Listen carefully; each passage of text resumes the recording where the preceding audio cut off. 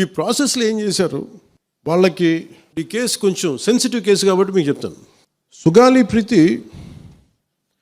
నేను ఎందుకు కొంచెం సున్నితంగా మాట్లాడాలి ఈ విషయం ఏదంటే, మీకు ఒక అన్యాయం జరిగినప్పుడు, ఎవరికైనా ఒక అన్యాయం జరిగినప్పుడు మనం ఏం చేస్తామంటే, నాకు ఆ వ్యక్తికి శిక్ష పడాలి, ఇంకింతే ఉండాలి.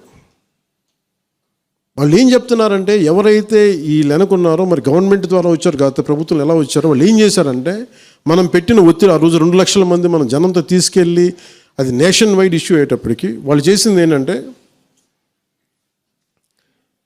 మనం చేసిన పోరాటం వల్లే ఎస్సీ ఎస్టీ అట్రాసిటీ కేసు బాధితులకు చట్ట ప్రకారం ఇచ్చే ప్రయోజనాలు, పరిహారాలు వారి కుటుంబానికి దక్కాయి. కర్నూలు రూరల్ మండలం దిన్నెదేవరపాడులో 5 ఎకరాల వ్యవసాయ భూమిని కేటాయింపబడింది. ఆ గ్రామం కర్నూలు నగరానికి 9 కిలోమీటర్ల దూరంలో ఉంది. ఈ రోజున మార్కెట్ వాల్యూ కనీసం ఎకరాకి, అది వాళ్ళు చెప్పడం మీరు క్రాస్ చెక్ చేసుకుని 2 కోట్ల వరకు ఉంటుందని చెప్తా ఉన్నారు. వీరి కుటుంబానికి కర్నూలు కార్పొరేషన్లో కల్లూరు వద్ద 5 సెంట్ల ఇంటి స్థలాన్ని కేటాయింపు చేసిన ప్రభుత్వం. సెంటు 10 లక్షల నుంచి 15 లక్షల వరకు ఉంటుంది. పాప 2 తల్లిదండ్రులకి రెవెన్యూ శాఖలో జూనియర్ అసిస్టెంట్గా ఉద్యోగం ఇవ్వడం అయింది. ఇది కాకుండా, ఇవి మన పోరాటం వల్ల ఒత్తిడి పెట్టడంలో వచ్చినాయి.